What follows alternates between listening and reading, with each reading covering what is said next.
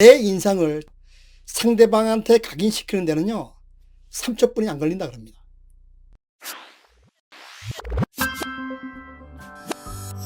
안녕하세요. 고전의 한수 엄태범TV입니다. 오늘 고전의 한수는요 이런 사람 쓰지 마라, 이런 주제를 가지고 한번 말씀을 드려보겠습니다. 내 인상을 상대방한테 각인시키는 데는요 3초뿐이 안 걸린다 그럽니다. 그런데요 내 첫인상을 잘못 줘서 내 첫인상을 바꾸는데요 걸리는 시간은요 무려 60번을 만나야지만 그 첫인상을 바꾼다 그럽니다. 즉 나의 첫인상은요 짧은 시간 안에 상대방 머릿속에 각인되지만 잘못된 이미지를 바꾸려는 데는요 많은 시간이 필요하다는 그런 뜻입니다. 미국의요 캘리포니아 대학 심리학자 엘버트 메러비아는요 사람의 첫인상을 결정되는 요소가 3가지가 있다고 그랬습니다. 말의 내용이 7%, 그리고 시각적 이미지, 그 사람의 외모, 얼굴이 55%를 차지하고, 그 다음에 그 사람의 듣는 말, 청각적 이미지가 38%를 차지한다고 했습니다. 이렇듯 첫인상, 첫 외모는요 인간관계를 형성할 때 대단히 중요한 요소로 자리 잡고 있는 겁니다. 몇 달 전에요 국내에서 유명한 중소기업 회장님을 만나서 점심을 먹을 계획이 있었어요. 제가 그 자리에서 물어봤습니다. 사장님께서는 신입사원 면접할 때 무엇을 중점적으로 봅니까? 이렇게 물어보았더니요 그 사장님은요 거침없이 이렇게 답합니다. 관상을 1순위로 봅니다. 이렇게 대답했어요. 그래서 제가 사장님은 관상가도 아닌데 왜 관상을 중점적으로 봅니까? 이렇게 다시 물어봤더니요 사장님은 이렇게 답변합니다. 얼굴만큼 많은 정보를 나타내는 게 없다는 겁니다. 예를 들어서 불평불만하는 사람이 얼굴이 좋을 리가 없다는 뜻입니다. 요즘은 학력 파괴 시대입니다. 요즘 대기업 입사 채용할 때 보면요 학력란을 아예 없애버려요. 그러다 보니까 면접 볼 때 그 사람 외모, 즉 구체적으로 말하면 관상이 대단히 중요하게 되는 거예요. 국내 굴재 기업 S기업은요 초대 회장께서 신입사원 선발할 때 100% 관상을 보고 뽑았다고 합니다. 그때 뽑은 사람들이 지금 그 S기업을 세계의 기업으로 만들어 놓은 거예요. 일반 기업체에서 관상을 보고 신입사원을 면접할까요? 그렇지 않을까요? 전체 다른 관상을 뽑지 않습니다. 그러나 그 회사의 중요 보직, 그런 부분은요 암묵적으로 관상을 보고 뽑습니다. 예를 들어서 모 그룹의 세무회계부나 자금부나 기업회계부, 즉 회장의 비자금을 관리하는 부서 같은 경우는 입이 무거워야 되잖아요. 그 자리는 암암리에 관상을 보고 그 자리에 사람을 앉힙니다. 관상학자들이요 신입사원 면접할 때 보는 부분이 있어요. 몇 가지 대표적인 것을 한번 말씀드리겠습니다. 첫 번째, 이마가 좁은 사람은 잘 안 뽑습니다. 두 번째는요 눈 주위가 검거나 푸른 사람도 잘 안 뽑아요. 세 번째, 위에 입술이 얇은 사람도 잘 안 뽑습니다. 그리고 네 번째, 턱이 세모꼴로 뾰족한 사람도 안 뽑아요. 이 밖에도 여러 가지 있는데요 오늘 대표적인 것 몇 가지만 말씀드리겠습니다. 여러분들 왜 이렇게 생긴 사람을 기업체 신입사원 면접할 때 안 뽑을까요? 그 이유를 지금서부터요 다 함께 알아보는 시간을 갖도록 하겠습니다.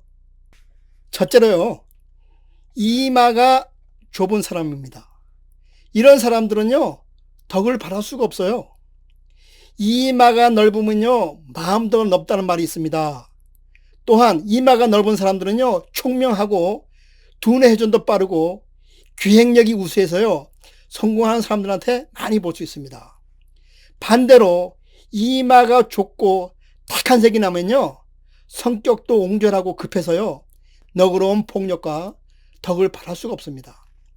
또한 사물을요 크게 넓게 보는 시각이 부족함으로써 리더로서 역할의 한계를 느끼게 됩니다. 이마의 면적은요 얼굴의 면적과 비례해서 봐야 됩니다. 대체로 얼굴이 작은 사람은 얼굴에 큰 사람에 비해서 이마가 당연히 좁습니다. 따라서 이마의 크기는요, 얼굴 면적에 비례해서 이마의 크기를 봐야 됩니다. 보통 이마의 크기는요, 자기의 엄지손가락을 뺀 4개의 손가락이 가로로 이마에 들어가면 포진적인 이마의 크기다. 이렇게 보시면 됩니다. 둘째, 눈 주위에 검거나 푸른색이 납니다. 이런 사람과 거래할 때는 신중을 기해야 됩니다. 왜냐하면 치명적인 질병이 있기 때문입니다. 따라서 금전거래나 중요한 거래를 하실 때는 잘 보고 판단해야 됩니다. 눈 주위가 검거나 푸른색이 나는 사람은요, 치명적인 질병으로 인해서 병약하거나 건강이 좋지 않는 경우가 많습니다. 허약한 체력 문제로 인해서 적극적으로 매사 일을 처리 못하는 그런 경우가 허다합니다. 따라서 조직 생활에 적응하는데 한계가 있을 수밖에 없습니다. 그러나 우리가 흔히들 이야기하는 다크서클과는 다소 차이가 있습니다. 다크서클은요, 눈꺼풀을 둘러싸고 있는 지방의 색소가 침착돼서 발생하는 현상입니다. 이 다크서클은요, 일시적으로 기가 막힌 상태입니다. 그러나 시간이 지나고 기가 통하게 되면 자연히 해소되니까요, 이 다크서클은 전혀 문제가 되지 않습니다. 셋째, 위에 입술이 얇은 사람입니다. 이런 사람들은 비밀을 못 지킨다 합니다. 말이 많은 사람들의 입술을 보면요, 대부분 위에 입술이 얇습니다. 위에 입술이 두꺼우면 1차적으로 말을 빨리 못합니다. 그리고 위에 입술이 두꺼우면 무거워서 입이 무겁게 됩니다. 그래서 말을 신중하게 합니다. 동네에서요, 말이 많아 구설수에 자주 오르는 사람들은요, 그 입술을 보면요, 위에 입술이 대단히 얇습니다. 들은 기는 천년이고 말한 입은 사흘이라는 말이 있습니다. 나는 바닷가 모래 위에 글씨를 쓰듯 쉽게 말하지만요, 듣는 사람은요, 쇠 철판에 글씨를 새기듯 들을 때가 있습니다.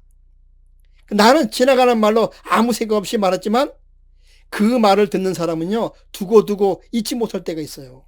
따라서 말은요, 신중하게 한마디 한마디 해야 됩니다. 넷째, 턱이 세모꼴로 뾰족합니다. 이런 사람은 조직을 배신한다는 겁니다.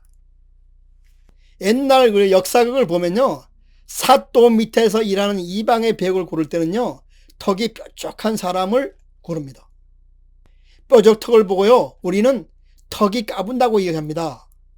이런 뾰족턱을 가진 사람은요, 신중하지 못하고 기회주의적인 요소가 아주 강한 사람입니다.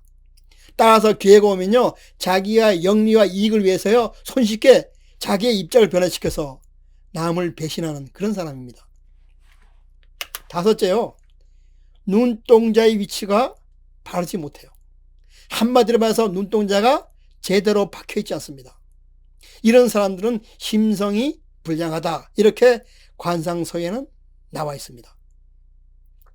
보통 사람들은요, 눈동자가 눈 정중앙에 자리 잡고 있어요. 좌측하고 우측에만 흰 자위가 보입니다.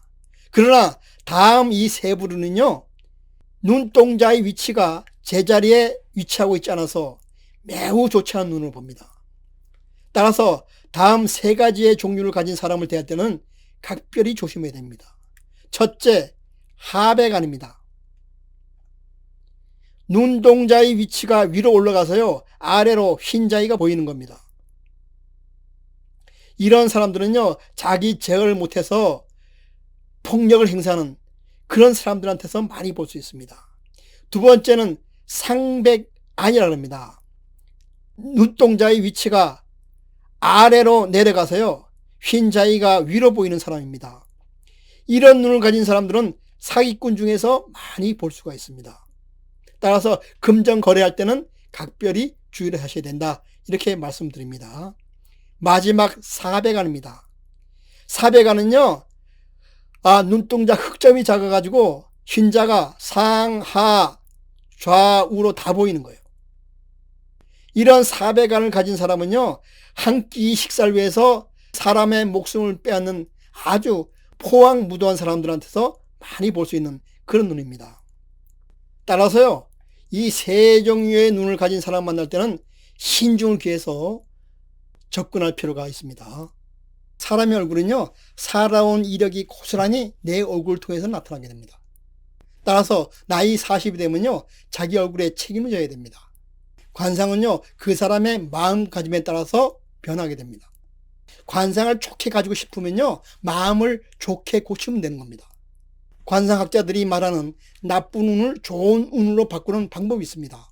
그 방법은요, 늘 편안하게 생각하고 이 세상을 긍정적으로 바라보라는 겁니다. 그렇다고 종교인들처럼 특정 공간에서 오랫동안 수련할 필요까지는 없습니다.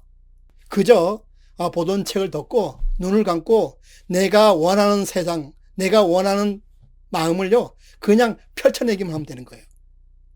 그렇게 하루 이틀 하다 보면요, 나의 관상, 나의 얼굴이 바뀌게 됩니다.